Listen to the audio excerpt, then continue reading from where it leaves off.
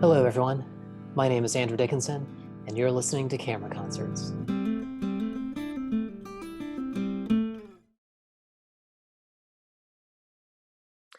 Hello, everyone. Thank you so much for joining us.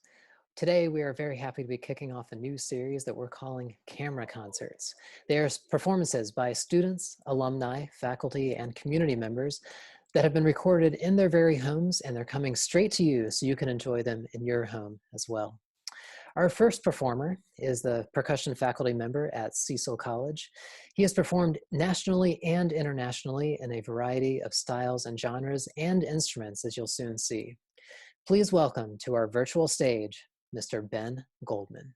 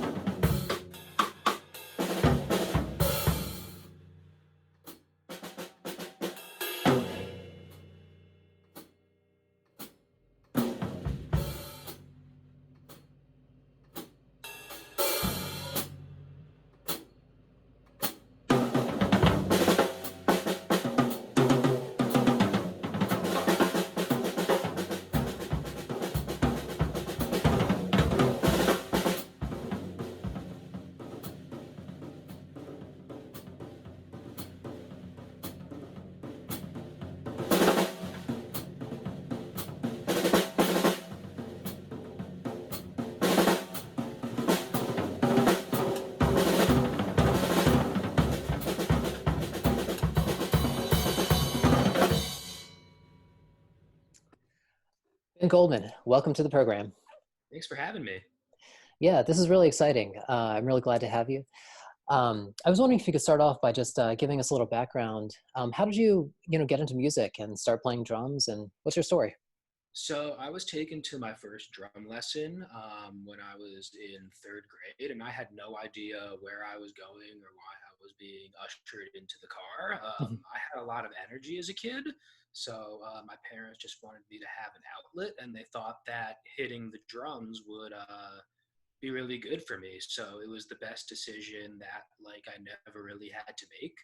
Mhm. For myself. And then starting later in high school was when I actually started to get serious about it. And then thinking about if I were to go to college and not be playing music, what would I be doing?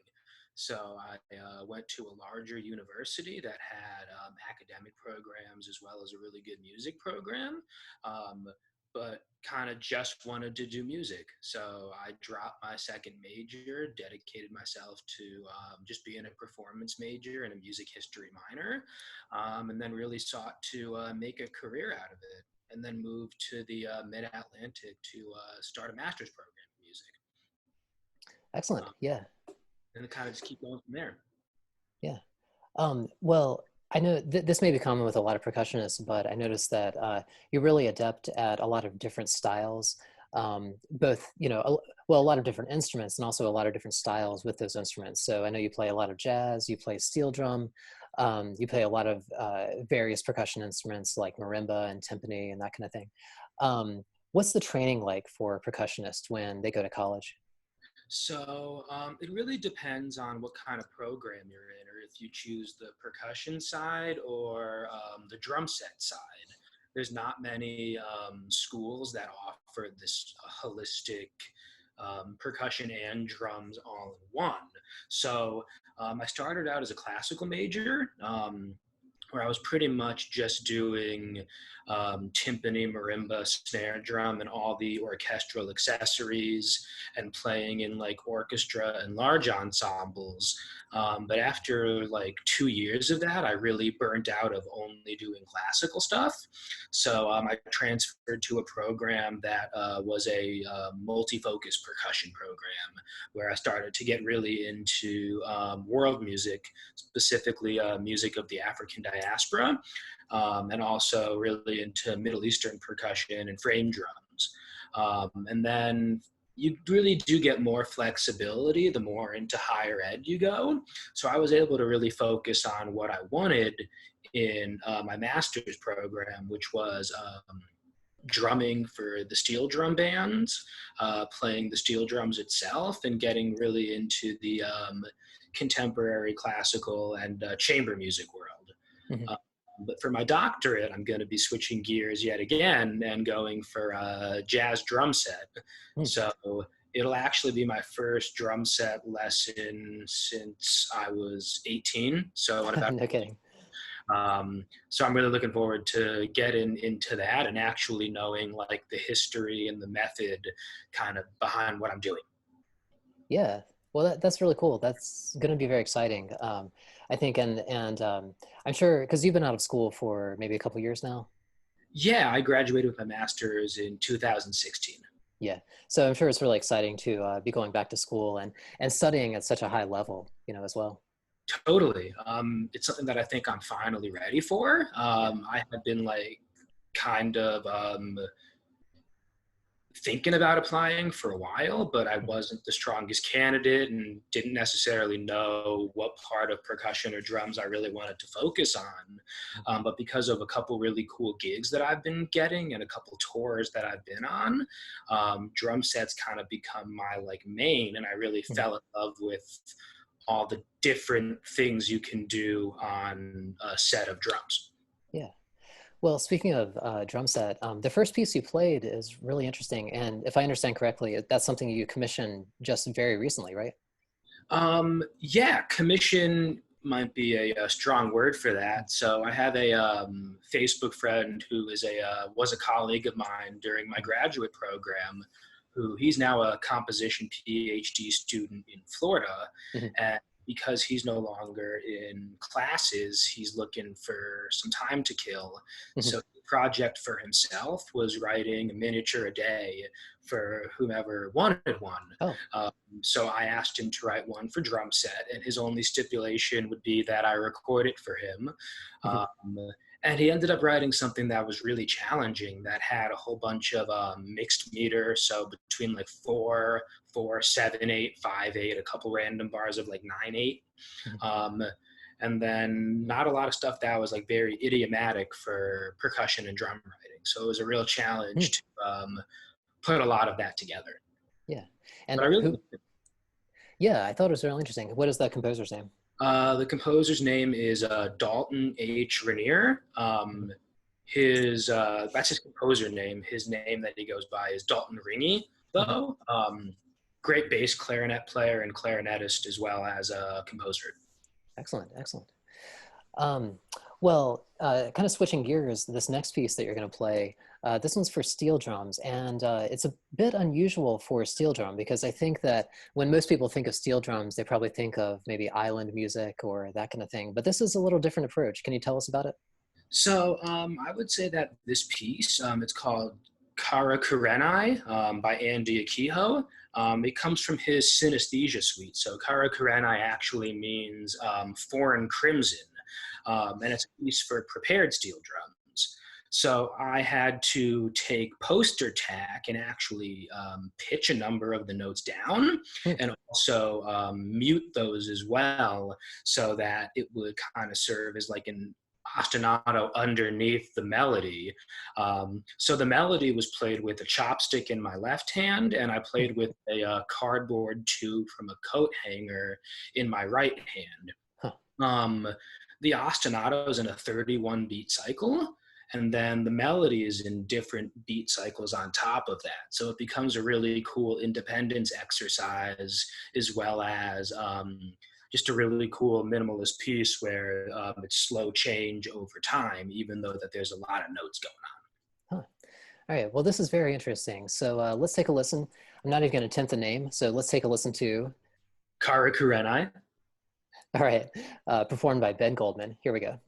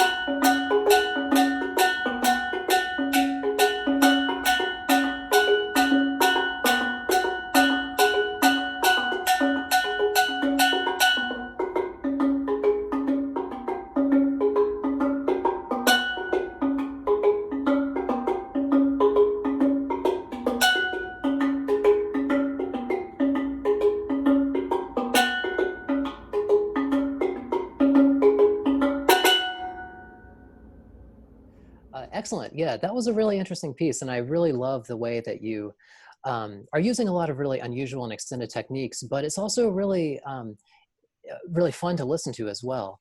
I was wondering if you could talk a little bit more about extended techniques that you use and that you've come across on steel drums, but also maybe other instruments as well.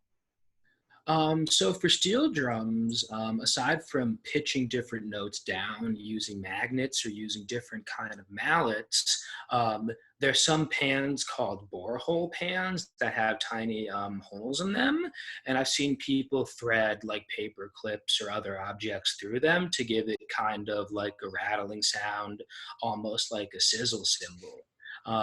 But because the percussion world is so large, and there's so many different timbres, there's really like unlimited extended techniques, whether it's like bowing a cymbal or any instrument, or being able to pitch stuff down using different types of moon gels or tape, or filling a drum with BBs and then throwing the drum off the stage was something that I've done. Um, the metal instruments you can do a lot more on, especially like the vibraphone, for example. You can do pitch bends and stuff like that. Um, Drum set, there's not so much extended techniques, but in the classical percussion world, and especially as you get into the avant-garde, that's where like if you can think of it, there's probably a way to make it happen. Not saying that everybody should. Well, I have to say, I think that's one of the most interesting things that I admire about percussionists is that it seems like both with the composers, and also the performers, there's a lot of experimentation, and I think you're right. Like some of it's successful, some of it might not be successful, but the spirit of the experimentation, is there. I think maybe a lot more so than with other instruments or with other maybe styles of music. Do you think that's true? Totally. Just because the percussion sphere is so vast. And for example, I played an opera. It was by Poulenc, who you wouldn't think of necessarily as an avant-garde composer. But there's this one scene at the end of Dialogue of the Carmelites where all these nuns are getting executed. And it just says, make execution noise, like a guillotine, but it doesn't give us any direction on how to do that.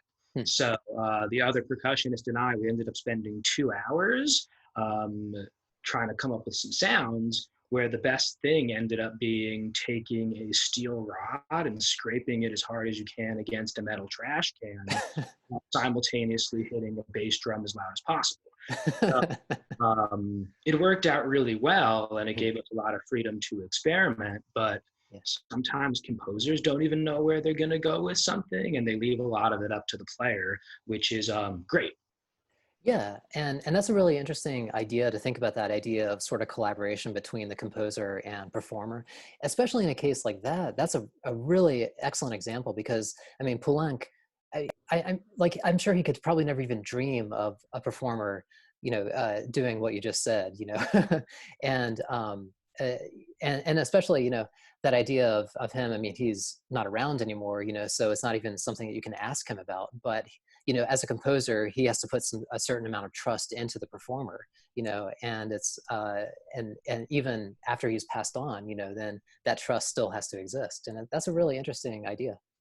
Yeah, and especially with composers who are no longer with us, or with operas that didn't get recorded, or you can't Mhm. see the original productions, we really have no idea what to go off of. So it's kind of like starting with nothing and seeing how close you can get to the actual noise without it being just a sample that you press on like a MIDI keyboard or whatever. Right. Exactly. Nothing wrong with that. They do that a lot in the Broadway Mm. world, pit Yeah. orchestras. But if we can find a way to do something acoustically, I think that is great.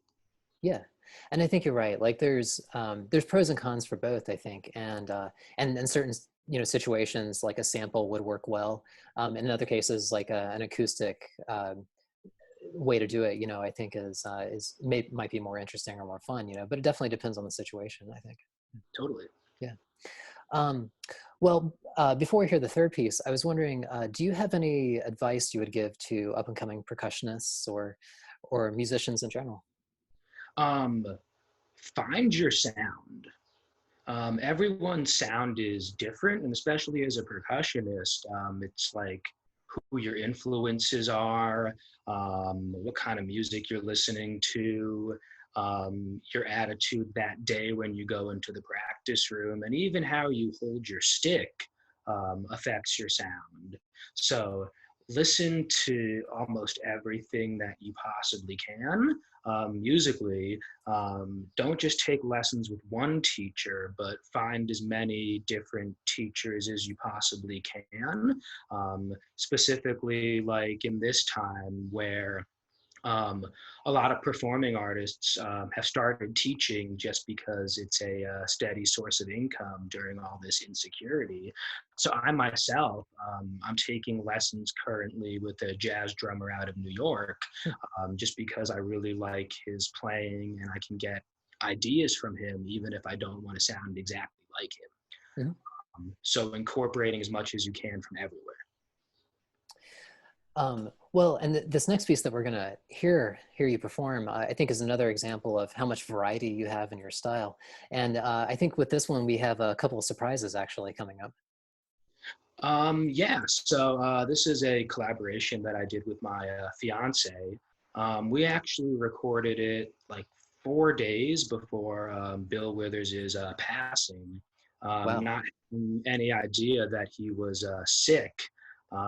So it felt really appropriate to use this as a recording for this project because he's Mhm. such a big influence on me and how I write songs.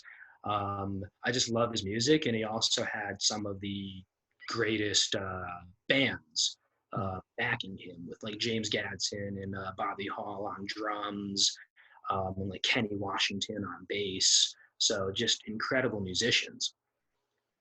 Yeah, and I was really pleasantly surprised when you sent this for a couple reasons. One, I've always loved this song. I just think it's one of those melodies that just gets into your head and just doesn't go away. And I've just always loved that about it. And yeah, I was really nice to see this collaboration with the singer. What's your fiance's name? My fiance's name is Mara Pliskin. Hmm. Uh, and she's not a musician in the sense where she doesn't do it professionally. She's Hmm. a social worker at Children's Hospital of Philadelphia, um, but she still sings in a cappella group with Hmm.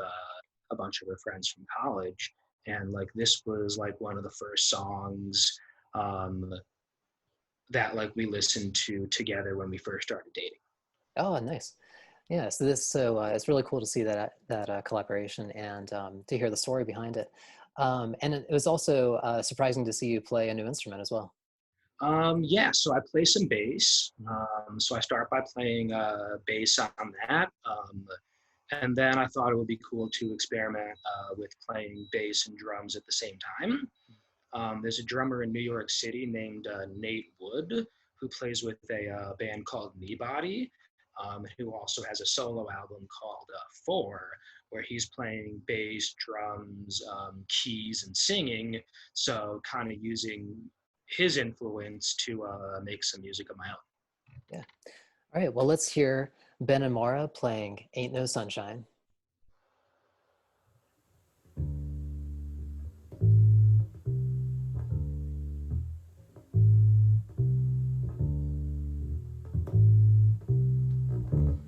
Ain't no sunshine when she's gone. It's not warm when she's away.